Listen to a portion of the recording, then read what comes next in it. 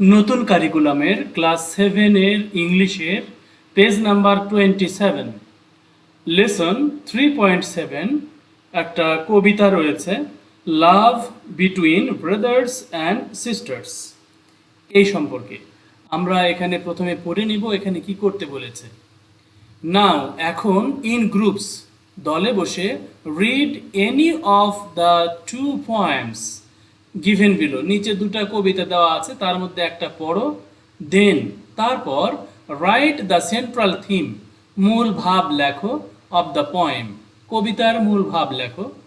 Follow অনুসরণ করো all the steps সকল ধাপগুলো অনুসরণ করো of writing the central theme মূল ভাব লেখার যতগুলো ধাপ রয়েছে সেগুলো অনুসরণ করে লেখো অফ আ পোয়েম একটা কবিতার।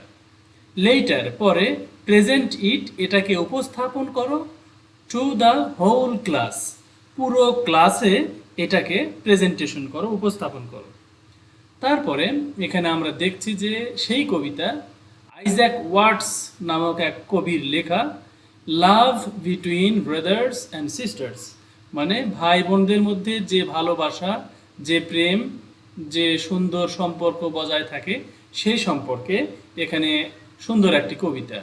আর ইনি হলেন সেই আইজ্যাক ওয়াটস মানে সেই বিখ্যাত কবি যিনি জন্মগ্রহণ করেছেন 1674 সালে সাউদাম্পটন ইংল্যান্ডে হ্যাম্পশায়ার ইংল্যান্ডে আর মারা গিয়েছেনও ইংল্যান্ডে মিডলসেক্স নামক একটা জায়গায় 25 নভেম্বর 1748 মানে 74 বছর বয়সে তিনি মারা গিয়েছিলেন।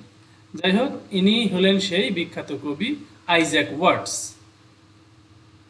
এখন আমরা এখানে যেটা দেখছি সেটা হলো এই বিখ্যাত কবিতার ফুল পয়েম মানে পুরো অংশটা। এখানে আমরা কিছু অংশ আমরা তার পড়ার জন্য সুযোগ পেয়েছি। এখানে আমরা এই কবিতার হোয়াট এভার ব্রোলস এখান থেকে একেবারে অ্যাট অ্যান্ড নাইট পর্যন্ত এই পর্যন্ত অর্থ আমরা এখানে দেখে নেব। রাস্তায় যত ঝগড়াই হোক না কেন বাড়িতে শান্তি থাকতে হবে। যেখানে বোনেরা বাস করে এবং ভাইয়েরাও মিলিতভাবে সেখানে বাস করে ঝগড়া কখনোই আসা উচিত নয়। তাদের ছোট বাসার মধ্যে পাখি একমত এবং এটি একটি লজ্জাজনক দৃশ্য যখন এক পরিবারের সন্তান পড়ুন এবং চিৎকার করুন এবং লড়াই করুন এইরকম বাংলা অর্থ আমরা এখান থেকে পেতে পারি। যদিও হুবহু অর্থ এটা একই রকম নয়, একটার কবিতার অর্থ বিভিন্নভাবে করা যায়। এখন আমরা এখানে মিলিয়ে পড়ব। এখানে লাভ ভালোবাসা বিটুইন মানে দুইজনের মধ্যে মানে কোন দুইজন ব্রাদার্স অ্যান্ড সিস্টার্স ভাই বোনের মধ্যে ভালোবাসা। Isaac Watts whatever brawls disturb the street মানে হোয়াট এভার মানে যে কোনো কিছুকে হোয়াট এভার বলা হয়। আর ব্রোলটা দেখো এখানে BRAWL ব্রোল ব্রোল। এখানে তোমাদের এই ব্রোল অর্থ এরকম হতে পারে যে ঝগড়া করা বা মনে করো যে একেবারেই তোলপাড় করে দেওয়া এইরকম অর্থ হতে পারে। আমরা এখানে ঝগড়া করা এই অর্থটা আমরা নিলাম। ডিস্টার্ব দ্য স্ট্রিট ডিস্টার্ব মানে আমরা জানি যে বিঘ্নিত করা ডিস্টার্ব করা। দ্য স্ট্রিট মানে পথ, তাহলে পথে ঝগড়াঝাটি যাই হোক না কেন এই অর্থটা আমরা প্রথম লাইনে করতে পারি। যদিও আমরা এখানে একটা আইডিয়া নিয়েছি অর্থ এরকম হতে পারে। তাহলে ঝগড়াঝাটি রাস্তায় বা পথে ঘাটে যাই হোক না কেন there should be peace at home বাড়িতে শান্তিতে থাকতে হবে। মানে রাস্তাঘাটে বা বাইরে যতই আমরা ঝগড়াঝাটি করি না কেন বাসায় গিয়ে যেন আমরা শান্তি পাই, বাসায় শান্তি থাকতে হবে, থাকা উচিত। দেয়ার সিস্টার্স ডুয়েল মানে হোয়ার, এখানে হোয়ার মানে যেখানে, হোয়ার মানে কোথায় হয়, যেহেতু এটা প্রশ্ন নয় এই জন্য এই হোয়ার অর্থ কোথায় এটা হবে না। তাহলে যেখানে, এই হোয়ার অর্থ যেখানে, সিস্টার্স বোনেরা, ডুয়েল, ডুয়েল মানে বাস করে, যেখানে সিস্টার্স ডুয়েল মানে যেখানে বোনেরা বসবাস করে, অ্যান্ড ব্রাদার্স মিট, এবং ভাইয়েরাও এখানে মিট করে, মানে একসাথে বসবাস করে, ভাই বোনেরা মিলে যে বাসায় একসাথে বসবাস করে, এখানে শান্তি থাকা উচিত। কোয়ারেলস মানে ঝগড়াঝাটি, শুড নেভার কাম মানে শুড মানে উচিত, নেভার মানে কখনোই না, কাম মানে আসা, মানে ঝগড়াঝাটি বাড়িতে কখনোই আসা উচিত নয়। আমরা এখানে দেখতে পাচ্ছি যে লাভ বিটুইন ব্রাদার্স অ্যান্ড সিস্টার্স, মানে পৃথিবীর সবচেয়ে মধুর সম্পর্ক হলো ভাই বোনের সম্পর্ক। যাদের ভাই আছে বোন নেই তারা কিন্তু এই অভাব অনুভব করছে, অথবা যাদের বোন আছে ভাই নেই তারাও এই অভাব অনুভব করছে, যাদের ভাই বোন আছে তারা কিন্তু এই সুখটা পাচ্ছে। সুতরাং তোমরা অবশ্যই কমেন্ট করে জানাবে যে তোমাদের ভাই অথবা বোন দুটাই আছে কিনা, অথবা নেই কোনটা, সেটা অবশ্যই কমেন্ট করে জানাবে। তাহলে আমরা জানতে পারবো যে আসলে তোমাদের কার কার ভাই আছে, বা কার কার বোন আছে, বা কার কার সবই আছে। আচ্ছা, এখন আমরা এখানে whatever brawls disturb the street, এখানে আমরা অর্থ করেছি যে whatever brawls disturb the street, এগুলোর 4 লাইনের অর্থ আমরা করলাম। এখন আমরা এখানে এই যে আর rough or noisy fight or quarrel, তাহলে এখানে আমরা ব্রোল শব্দের অর্থ আমরা এরকম জানবো যে ঝগড়া করা, ব্রোল।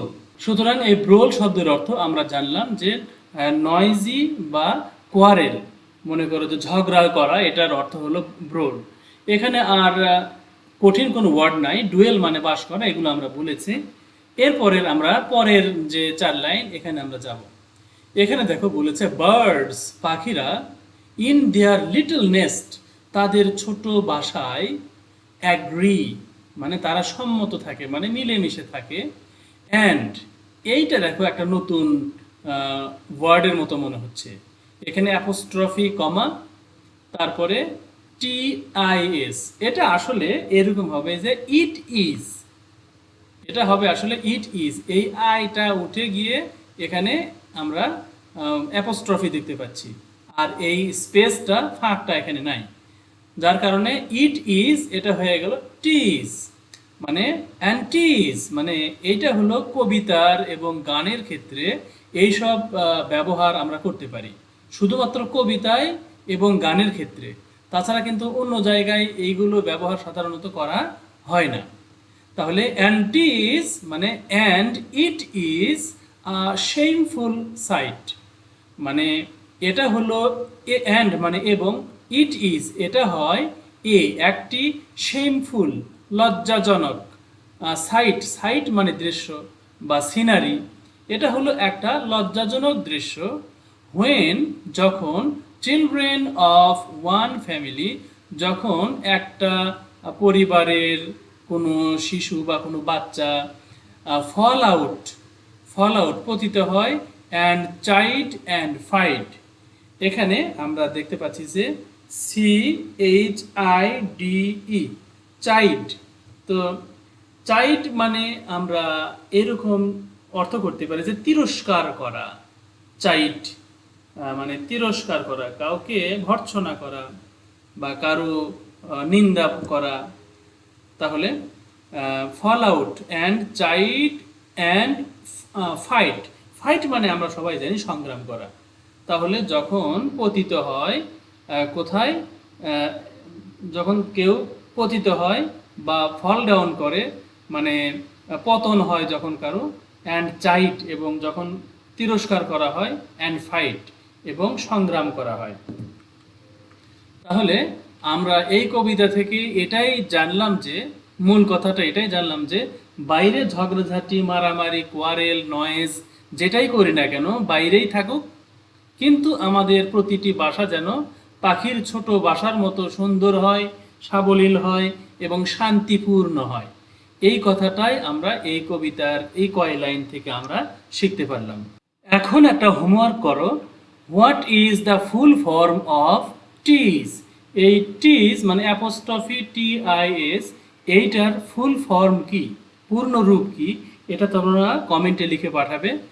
আর এই সাথে এই ভিডিও এখানে রাখছি, আমরা পরের ভিডিওতে পরের কবিতাটা দেখবো ইনশাল্লাহ। আসসালামু আলাইকুম ওয়া রাহমাতুল্লাহ।